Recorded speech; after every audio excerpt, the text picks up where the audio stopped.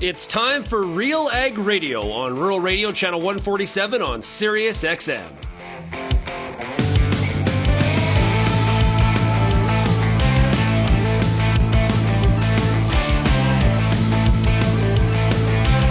RealAg Radio and RealAgriculture.com is your home for insight and analysis of the issues that are impacting your farm business. Let's get real and get connected with RealAg Radio.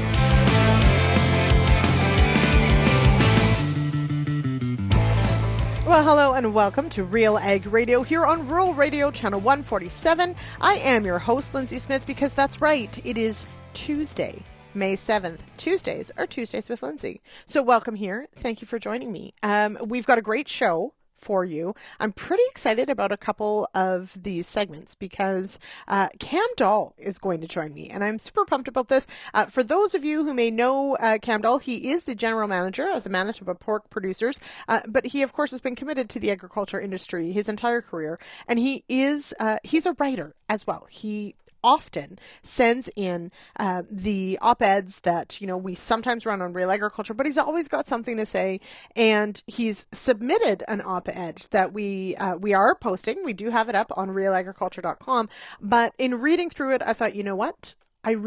I need to talk to Cam about this because this is a topic that I think is super important to the industry as a whole and, of course, incredibly interesting. And so Cam is going to join me later in the show to talk about modernization of agriculture and the perception, of course, of, old McDonald's farm and small scale and mixed farm and this sort of romanticized idea of what agriculture is and how that perception actually kind of works against us when we're trying to address, some of those big picture challenges or criticisms of agriculture.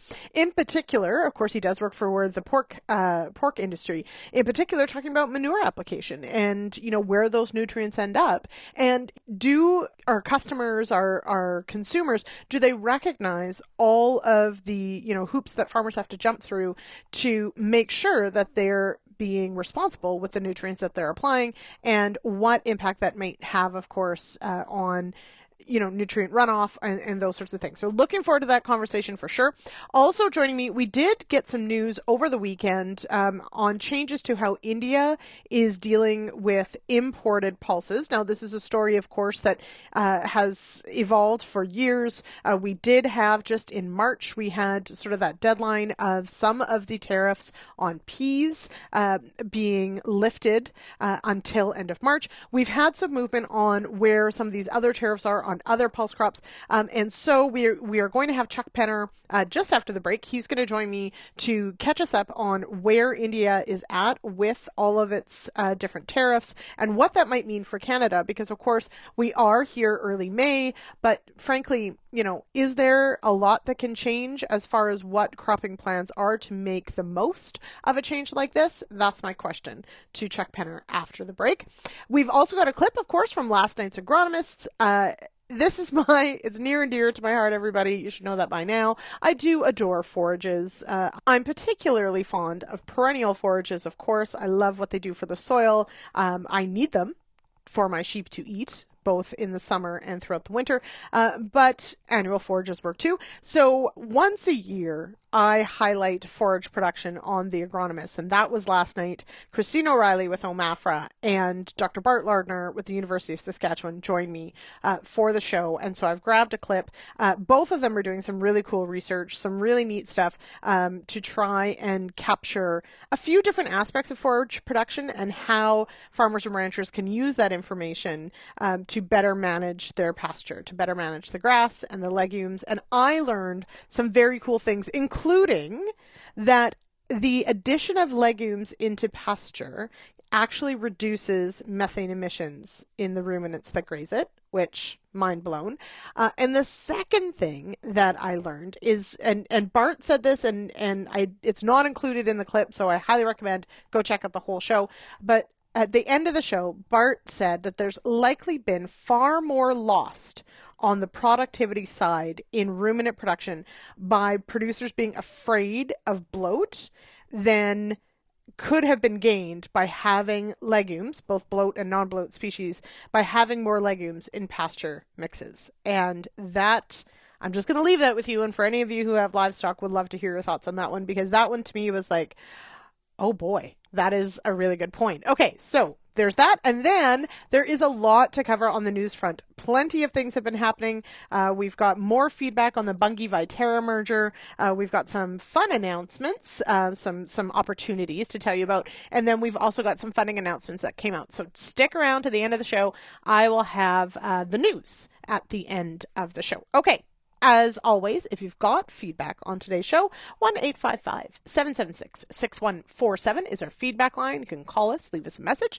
You can, of course, zip me an email, lsmith@realagriculture.com, or hey, find us across social media. We're everywhere, and I mean that. You will find us basically everywhere. So drop us a DM. You'll usually get Paige Holmquist on the other line of that. But if you just direct your question to me or about the show, she will connect us. Don't you worry. All right, let's take a break. I will be back, of course, with Chuck Penner of Leftfield Commodity Research right after this.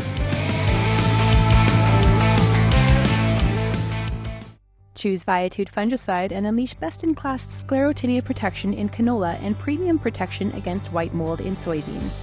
Viatude contains a powerful premix of Onmira Active and Prothioconazole. This unique combo delivers high-performance disease control, crop safety, mix compatibility, resistance management, and advanced mobility for excellent coverage and superior plant protection. Choose Viatude fungicide for stronger, more vigorous crops.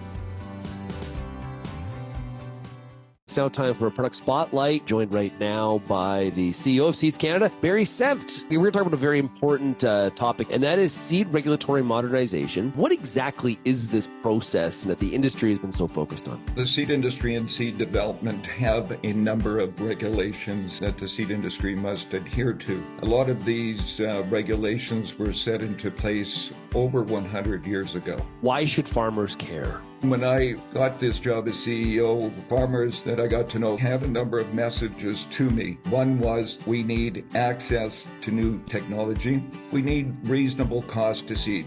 Farmers know that there's a significant cost to bringing a variety to the market, but that had to be kept into check. They wanted competition within the seed industry. So those are three issues that farmers need to be they are concerned about and need to be concerned as this SRM process continues.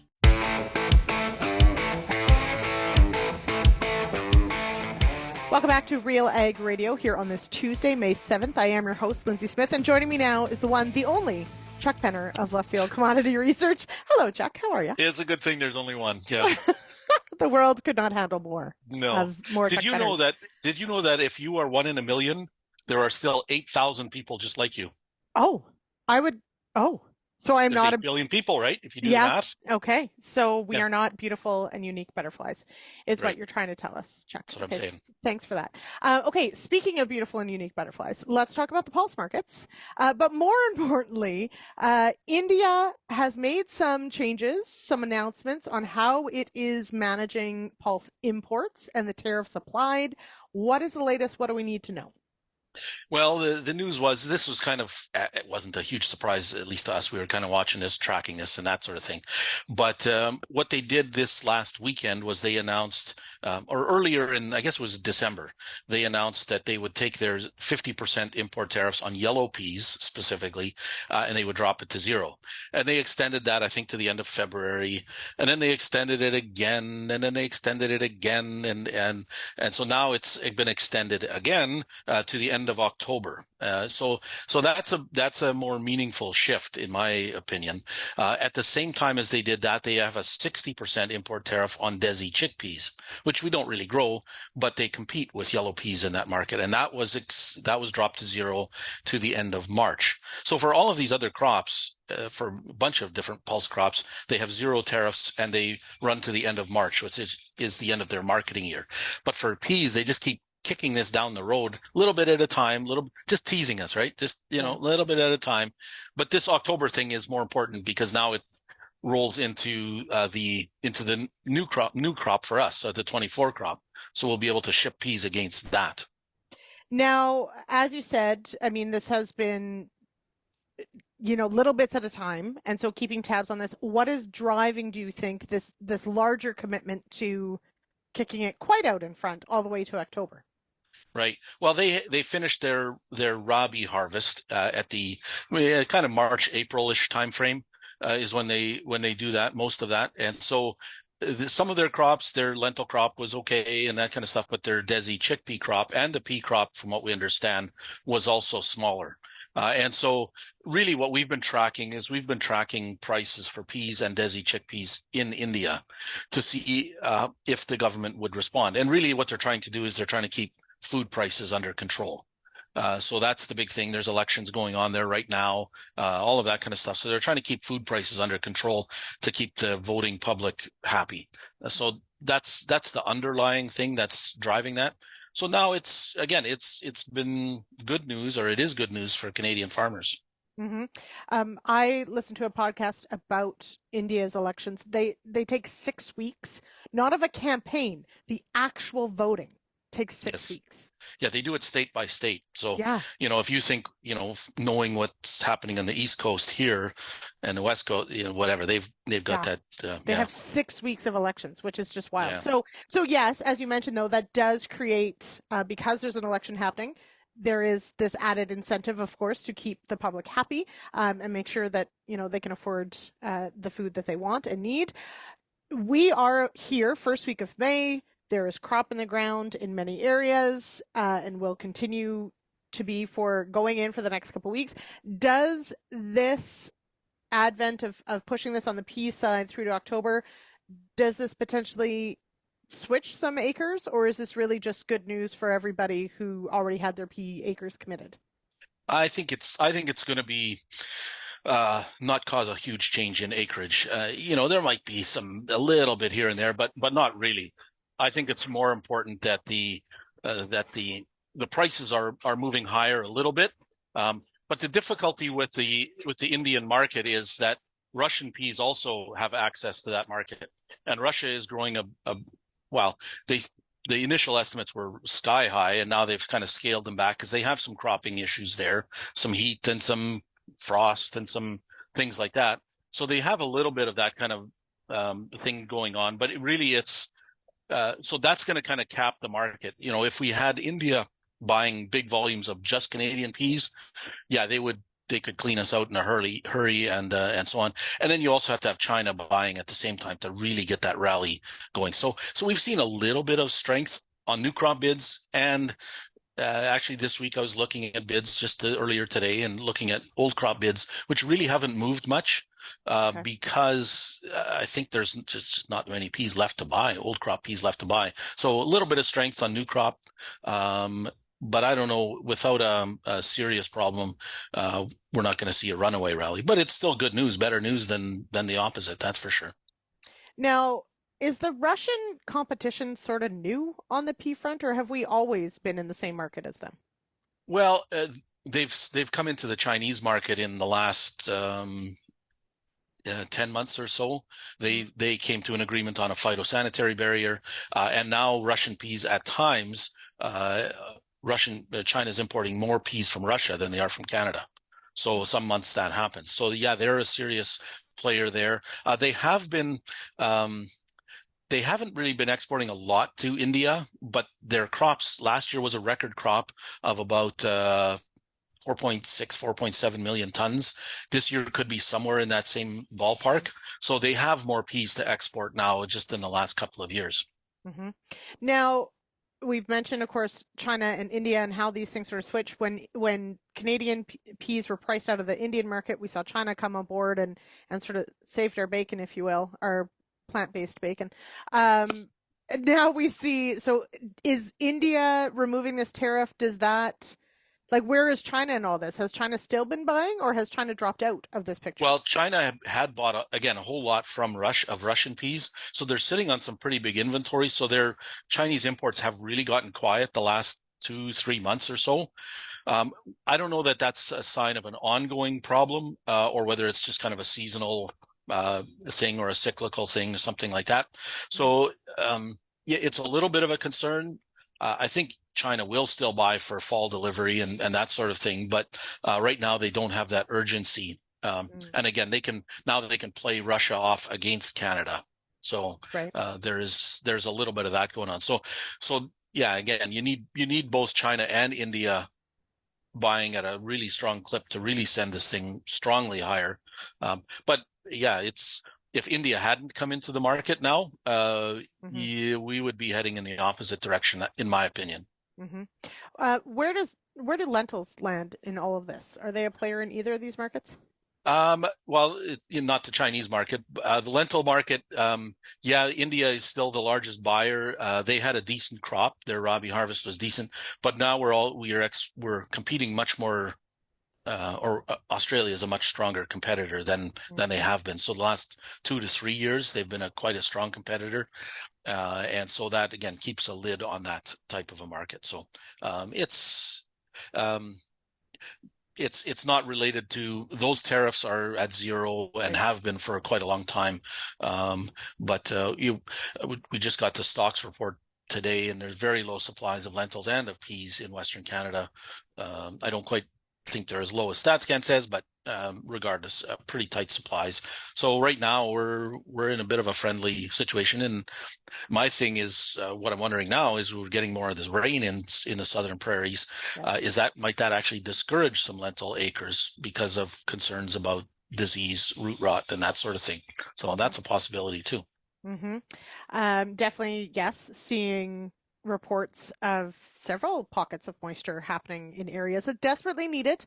But you're right. Some of these crops don't like wet feet. And so as soon as you talk about the rain, it's funny. They say, well, the crop isn't made yet. I'm not saying that. I'm just saying for the next few weeks, it's looking good. Better than it was the last year or 2 years or 3 years. Anyway, whatever. That's the way that discussion goes. We know in Saskatchewan, you never say that there's ever too much rain, because whenever it rains, you just want it to keep raining, even if it ends up wet. You never say. Or there's the really old joke. What's the difference between a flood and a drought? Well, about 1/4 of an inch. Yeah. That sounds about right, actually. Especially in some of those areas. So, yes. Okay. Well, we'll continue watching this, Chuck. Thanks so much for bringing us up to date on what's happening there. Let us know if anything changes major. And who knows, maybe we'll have a huge demand come out of China and India at the same time and just drive. That would be fantastic. Crazy. Wouldn't that be great? Okay. All right. Chuck Penner with Leftfield Commodity Research. Thank you so much. And we're going to head to a break, and I'll be back with more of RealAg Radio right after this.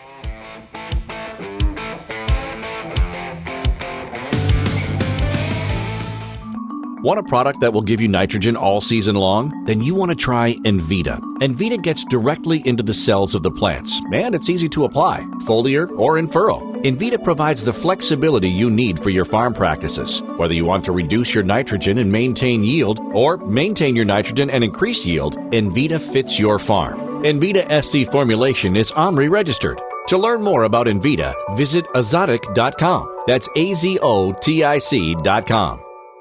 Join us for the Canadian Beef Industry Conference, August 19th to 22nd in Saskatoon, Saskatchewan. Spend time networking on the trade show floor, hear from keynote speakers, and take in breakout sessions designed to increase profit, manage your rangeland, and navigate trends. Get up close to advanced techniques and hands-on demos, and kicking it all off is Lamley's Bull event. Proud, sustainable, and innovative, we are beef.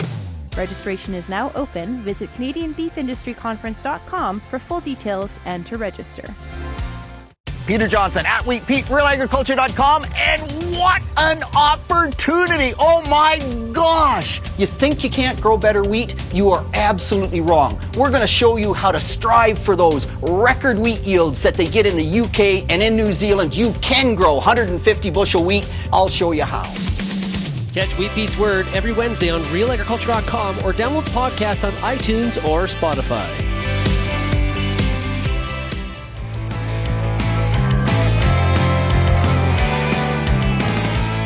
Welcome back to RealAg Radio here on Rural Radio, Channel 147. I am your host for this Tuesdays with Lyndsey Smith, and welcome here. This is, what you're about to hear, a clip from last night's episode of The Agronomist. It goes every every Monday, 8 p.m. Eastern. We go live on YouTube, Facebook, X, and of course at realagriculture.com/agronomists. You can watch it right there if you really want to.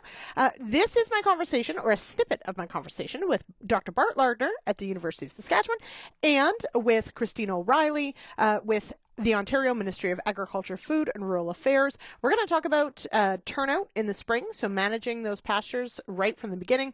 And then we're going to touch on a little bit of the research that both of these individuals are working on. Now, Bart, I'm going to ask you, and Christine, I'll go to you as well. Green grass always makes all of us with livestock very excited. It's always a good sign. We're super keen, would love to get the animals off winter feed and onto green grass.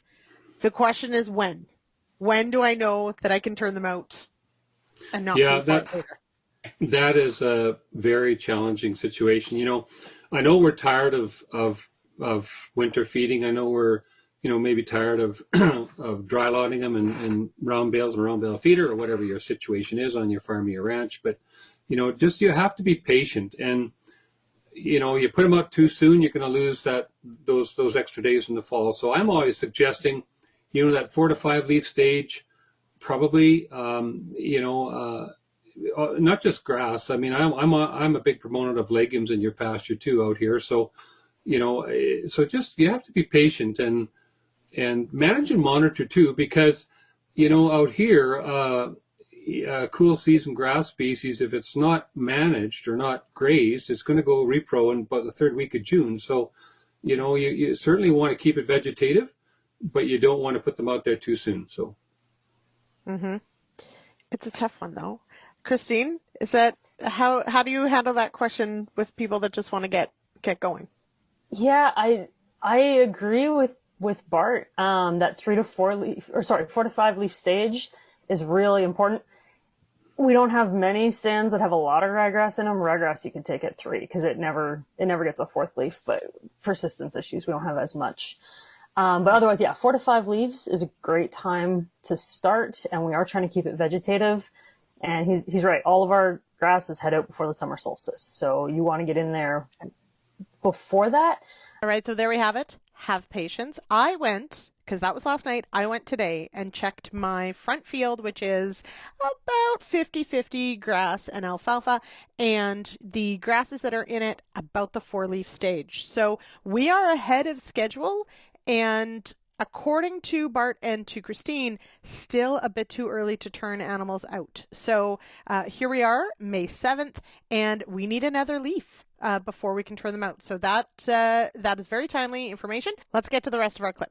Well, like I kind of always start out in some of my workshops or my seminars. So back when I started a long time ago, we were just doing production efficiency work, like we talked about tonight with Christine, like clipping and weighing, and maybe weigh a cow every now and then, and evaluate this species versus that species. But in the last 5 to 8 years, I've really been asked to look at the environmental synergies of the beef industry with grazing, with forages, right? So obviously the impact on multi-phases. And so we're looking at not only the plant, the soil, and the animal phase, or, we're also looking at the water, and we're looking at obviously the emissions. And so, as we know, we're getting lots of conversations about, enteric methane these days. And so I think it's prudent that we measure it so that we have some actual data of CH4 and CO2 coming from grazing systems, coming from grazing ruminants. Otherwise, the policy makers are going to model that data, and so it could be incorrect. And so, so we're measuring enteric emissions. We know the ruminant digestive system is not a precise system. There's lots of gas produced. It's a fermentation vat, basically, and there's a lot of methane and a lot of CO2 produced, and those cows are burping a lot every day. I think the other conversation that we need to have is that, that methane, when it's eructated and out in the atmosphere, every 8 to 10 years through phytochemical oxidation, it's converted back to CO2 and taken up by the plants. And so there's a recycling of the methane from ruminants that we don't hear about or see in the news or the social media, that we just need to correct that improper assumption. And so as a researcher, yes, we're measuring it. We've done it 2 techniques. The first one, which I don't have a picture of, is called the SF6 or sulfohexafluoride technique, where we put this nice little collar on the steer or the heifer.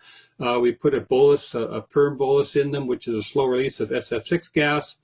And so with that collar, it's a negative 1 liter chamber. We can capture those nasal vapors. And so basically it's a ratio of the SF6 to the CH4 that's captured in that 1 liter yolk on the neck of that animal. And we'll switch that off every 24 hours. It's a very labor intensive technique. So it takes a crew of about 5 or 6. And, honestly, the animals do not like having that on their neck, but we give them the adaptation period of 3 days where they slow down to 20 miles an hour going backwards versus 50. Right. Yep. So this technique you see here is called the green feed system. It comes out of South Dakota. I'm going to do a little advertising for CLOC. I get no kickback, sorry, but, it seems to be state of the art. Everywhere you go, universities and schools have this. They're not cheap. They're in US dollars, but they're really neat. So we lure the critter in there, as you can see, with a little pelleted treat, drops down into that head chamber where that one has got his head in there. And so when we have his head in there, and we can capture those nasal vapors for about a 2 or 3 minute window. And so we can capture those in real time versus that SF6 technique. So we have the 2 techniques, and we basically validate one against the other. So we just need to know what are the emissions when these cattle are out there grazing grass or grass legume binary mixtures, or maybe some of these polycrop mixtures as well. So that's kind of novel new research data that we've been generating in the last 5 years. All right, if you want to see the pictures that Bart is referring to, or if you want to hear more about that research, and of course, Christine O'Reilly is doing a really cool project on the rising plate meter. And so this is a way that you can walk your pasture or your hayfield, and you can actually estimate how much forage is actually there. And it's essentially sort of like using a walking stick that takes measurements as you go, and you do a bit of math and you can estimate how much you've got there. So there's some really cool stuff going on. I appreciate both Christine and Bart joining me on the Agronomists. Check it out, realagriculture.com/agronomists with an S, or you can head on over to our YouTube channel and click the live tab, and all of our past Agronomists episodes are there as well. All right, let's take a quick break, and I'll be back with my conversation with Cam Dahl right after this.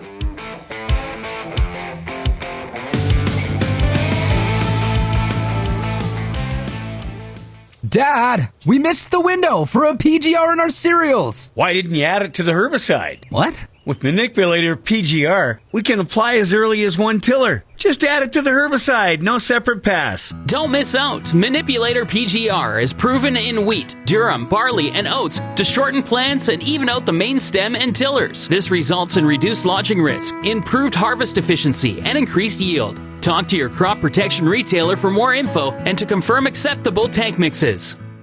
Hi, I'm Bernard Tobin, host of the Soybean School on RealAgriculture.com. Throughout the year, on the Soybean School, we'll bring you timely agronomic video content from planting to harvest, from the latest agronomic research to the latest in production technology. Check out our massive video library on YouTube, RealAgriculture.com, or download the audio podcast versions wherever you get your podcasts.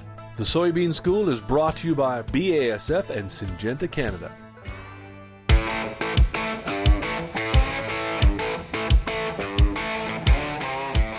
Welcome back to Real Ag Radio here on Rural Radio Channel 147. I am your host, Lyndsey Smith. All right, joining me now is Cam Dahl. He's the General Manager of the Manitoba Pork Producers. Welcome here, Cam. Good afternoon. So, Cam, one thing I really appreciate about you is that you're a prolific writer. And as a writer, I appreciate that. And you've got an opinion. You're not afraid to write some thoughts down. And your latest op-ed that everyone can read at realagriculture.com really connects this idea of how farming has changed and a lot of the advancements that modernization and progress have made in agriculture, specifically linking it to environment. So let's start with sort of what prompted this particular op-ed, this topic. Well, I think, this is an ongoing conversation we need to be having in agriculture.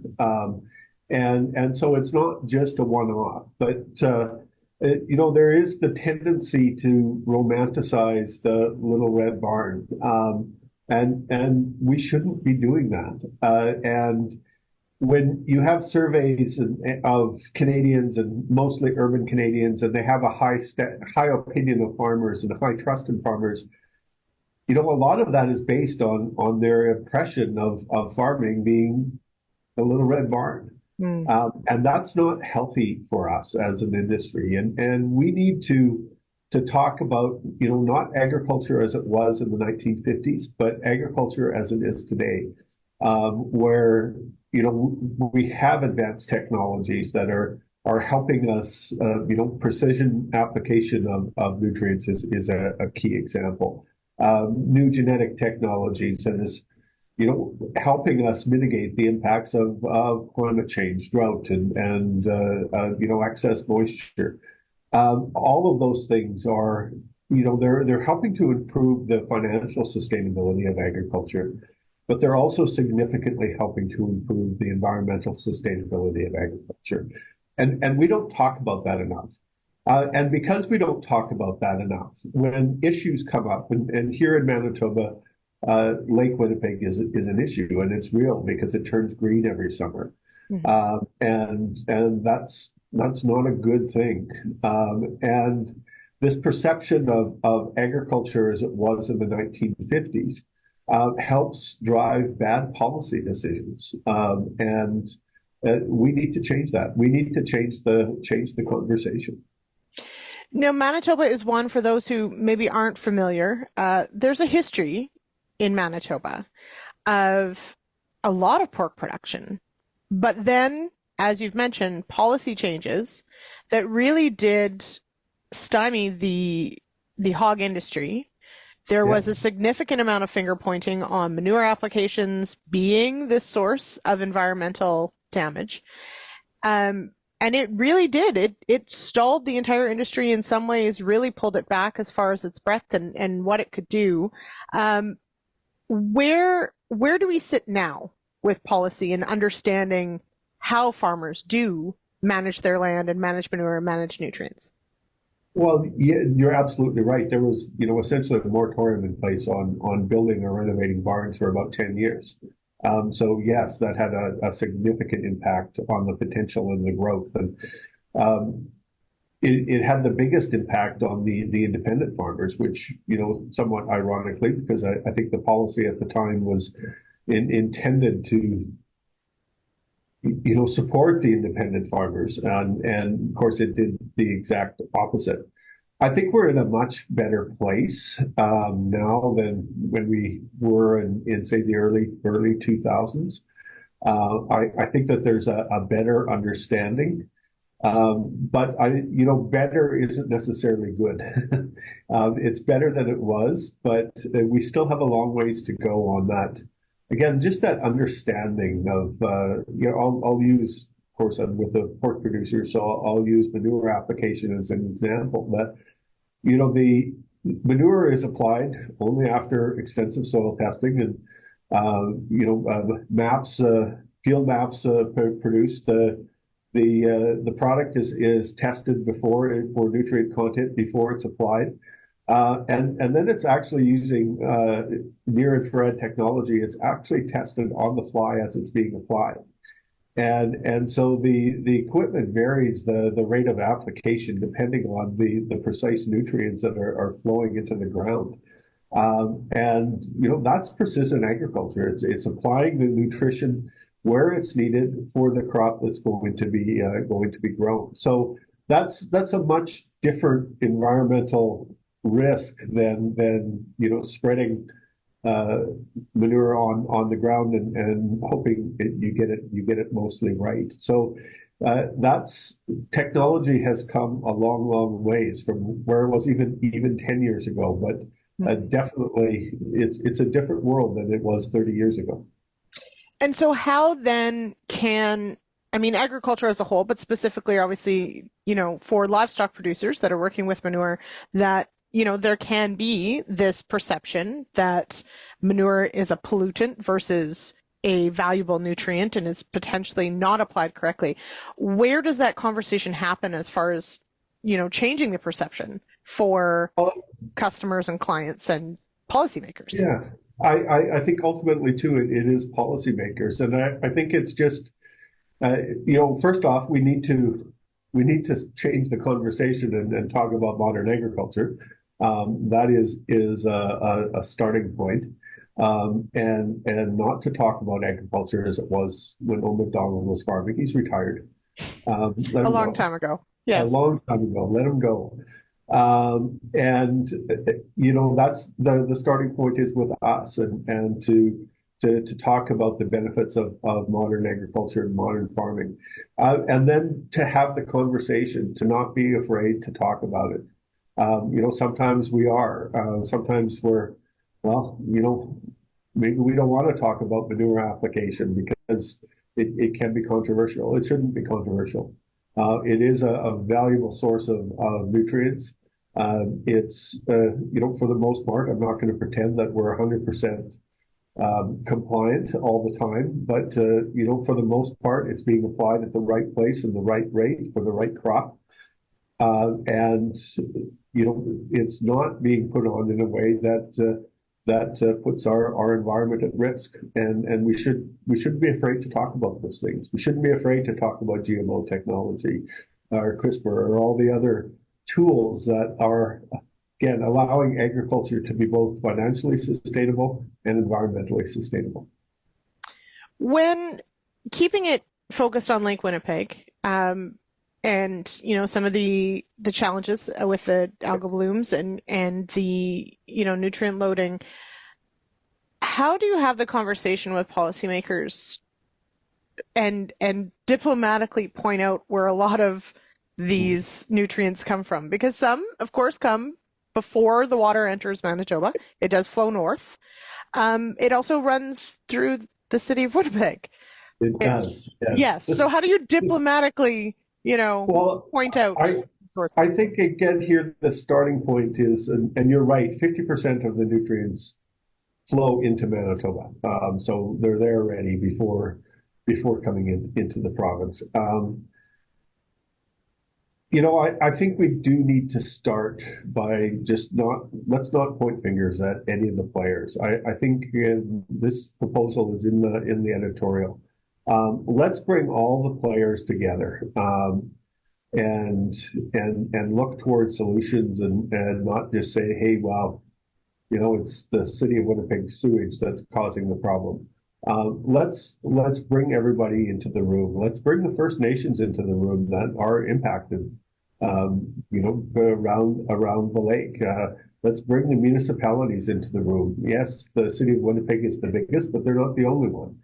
Let's have agriculture in the room, livestock production, grains and oilseeds production, and look at not just pointing fingers at each other, but look at real science-based solutions to the problem. I think that is a starting point, because it's harder to point fingers at somebody when they're sitting across the table from it.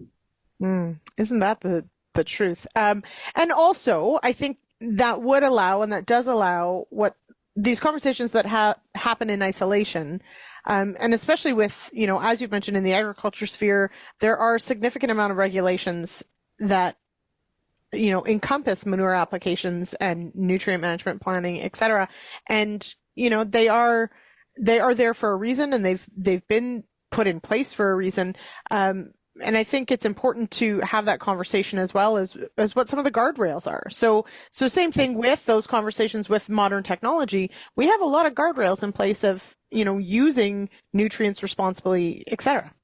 Absolutely, we do. And can only speak for Manitoba, but you have to have a nutrient management plan. That is a requirement for manure application.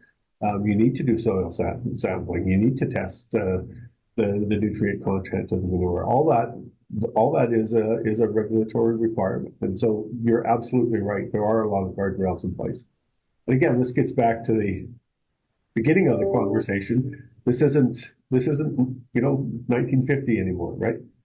Mm-hmm. Little red barns look great on the landscape. They don't necessarily produce much. Let's put it that way. So and they're not more sustainable. Like that's both financially or environmentally. Yep, absolutely. Okay, Cam Dahl with the Manitoba Pork Producers. Thank you so much. For anyone who would like to read the entire editorial, it is over on RealAgriculture.com. Please check it out. And Cam, thank you for joining me on the show today. Good to see you, Lyndsey. All right, we're going to take a quick break, and I will be back with the news right after this.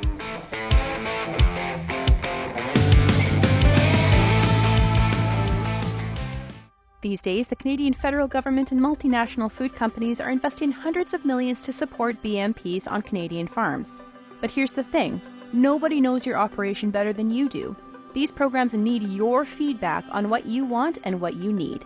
The conversation is happening on Facebook Messenger. Do you have 5 to 10 minutes to chat today? Visit getyourvoiceheard.ca. Your feedback matters.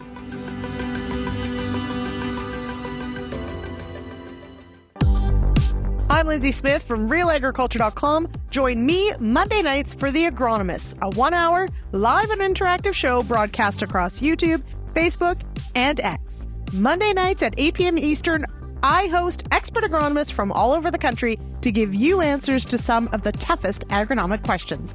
Join us live or catch the replay Tuesday morning. That's The Agronomists with me, Lyndsey Smith, Monday nights live at 8 p.m. Eastern.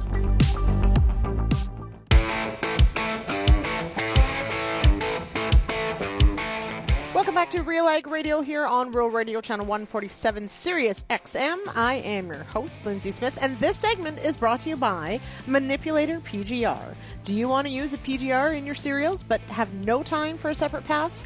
Manipulator PGR can be applied as early as 1 tiller. Just add it to your herbicide to reduce lodging risk, increase harvest efficiency, and maximize yields. Talk to your retailer for more info and to confirm acceptable tank mixes. All right, as promised, it is time for the news, and we've got quite a few things happening. So I do want to just briefly touch on, I'm sure Sean has mentioned it, and you're going to hear all sorts more tomorrow, but gene editing in Canada. Finally, the use of gene editing to create a crop variety has passed its final hurdle. So the Canadian Food Inspection Agency was looking into the safety of gene editing and determining whether or not the eventual outcome or the use of gene editing created a novel crop, similar to a GMO.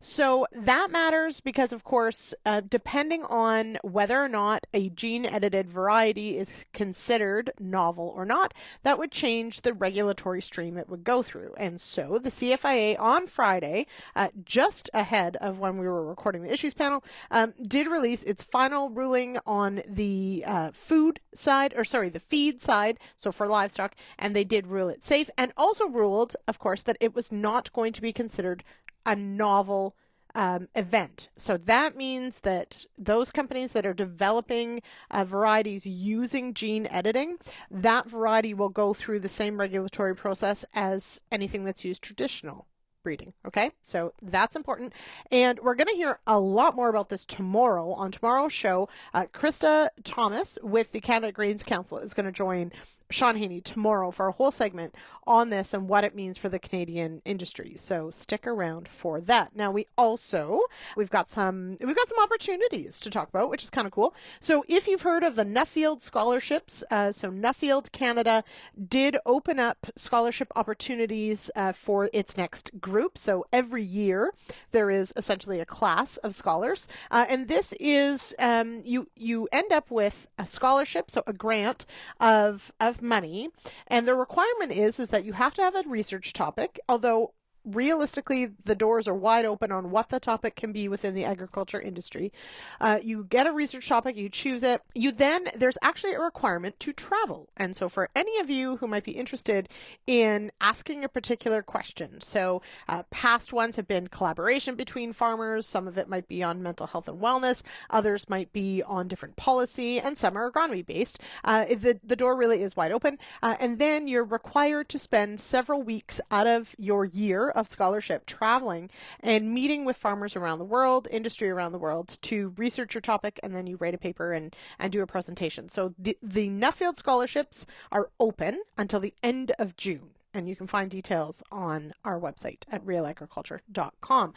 We also got a announcement yesterday from Agriculture and Agri-Food Canada announcing that just over $1 million, so $1.08 million, will be going towards the Canadian Centre for Agricultural Well-Being. So this group, this is a pretty new organization, but we certainly have had representatives from CCAW on the show here. But this is an organization that is going to be using this funding in 5 different streams to advance, of course, the mental health and awareness of mental wellness in Canada. So the funds will be used to support the mental health of Canadian farmers, including support for mental health literacy education for agriculture educators across the country, also for the development of a mental health toolkit to support the sector in case of catastrophic events, to help the industry further develop capacity throughout the sector, and to facilitate the sharing and expansion of national farm mental health strategies and resources. The Canadian Centre for Agricultural Well-Being will also develop Canada's first evidence-based agriculture literacy training program in collaboration with the Rural Physicians Society of Canada to deliver the training to rural physicians who interact with Canadian farmers, and to organize 2 national conferences to enable mental health information sharing with stakeholders across the sector. I, for one, yes, this is editorializing, but I can do that. It's really interesting to see sort of the direction that CCAW is taking on this, because, and I think this is something that we probably don't talk about enough, and it's something that certainly I have spoken with many veterinarians about, etc., that we really do need support and training for individuals who maybe aren't farmers but interact with farmers very closely, perhaps very often, and often in times of crisis or bad times, because realistically, so taking an example of a veterinarian may come to a farm and see that, animals aren't doing well or has been called there for a certain reason, and probably can assess the fact that, perhaps the farmer isn't doing well mentally, and that is leading to this. And so, does that veterinarian have all the support and access to resources that they need to potentially support that farmer? Not necessarily. And so that is, I think, where we could see some of this training happening and some of these resources being shared, which I think is ultimately incredibly positive for the industry. So again, that's just over $1 million coming from Agriculture and Agri-Food Canada. We'll be following up, seeing what gets developed from that funding, but definitely one of those top of mind issues, especially as we head into the very busy seeding and planting season. So this is your reminder to get as much rest as you can, touch base with your people. If that means phone calls for you, everybody knows I hate phone calls.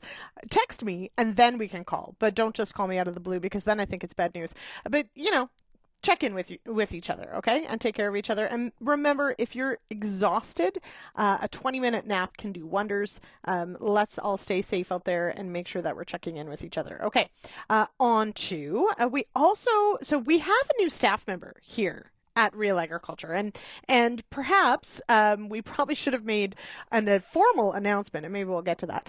But Amber Bell has joined the Real Agriculture team. She's based out of Alberta, and she's just getting up to speed. This is her first 2 weeks on the job, but she dug into, so even without looking at the Auditor General's report from last week about where Agriculture and Agri-Food Canada's funding has gone into its climate action measures, Amber was already looking into sort of where the OFCAF, so the On-Farm Climate Action Fund, where that fund was at as far as in the life cycle, where the funds had been allocated.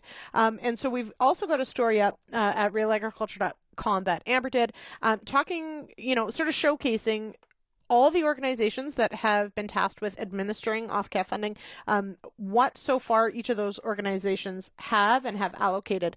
We are about halfway through the OFCAF cycle. There's 4 fiscal years to go, but there's only about 3 years worth of funding that hasn't been allocated because this year's has been. And so we've got that report up as well, just looking at where the money has gone. And this, of course, that story itself is simply the facts of where that money has gone. And then we've certainly seen from the Auditor General asking the question of, where's the reporting for where this money has gone and what it's done. I think it's fair to say, and this is definitely something we'll be digging into over the next couple months, is definitely there's been a lot of money rolled out, a lot of programming rolled out. I think there's been some really positive things. But one of the key things, and we asked this question in our poll last week, was, if you could have advised Agriculture and Agri-Food Canada specifically on the fertilizer emissions reduction piece, what would you have said? And one of the key things that so far is rising to the top, and I would agree with this, is the royal you would have advised Agriculture and Agri-Food Canada to develop modeling and to develop the data, not to use modeling and assumptions when estimating emissions and emissions reductions. And I think that comes through loud and clear in the AG's report as well, that, agriculture is a complex biological system. Growing food is not easy. It is not simple. We have soil, water, air, livestock, crops, weeds, everything working together to create food. And there are emissions, yes, but there are also sequestration, and we don't necessarily have the data to quantify what all is happening, and using modeling isn't necessarily accurate. And in fact, I think the argument can be made that by not having a productivity measure, we really aren't doing ourselves any favors. And what do I mean by that? We've talked about it on the show before, but the federal government has been measuring total emissions reductions regardless of how much food is actually produced. And in my mind, that's incredibly short-sighted, because ultimately a lot of what we produce in Canada gets exported and significantly accounts for gross domestic product. And we can measure that we can do better. We can produce more with fewer emissions if we're comparing on a per bushel or per ton or per pound basis. And that does not exist in the government's assessment of how we're doing on emissions. So realistically, we've got a lot of problems to fix here on this one. Anyway, probably not going to solve that today, but I tried. Okay, so we also have, and this is one thing to keep in mind, we definitely are waiting for some news on the Bunge Viterra front. So we did hear last week from the Competition Bureau, and then we heard from a report headed up by the University of Saskatchewan, but supported by several producer groups, on what the Bunge Viterra merger may cost farmers.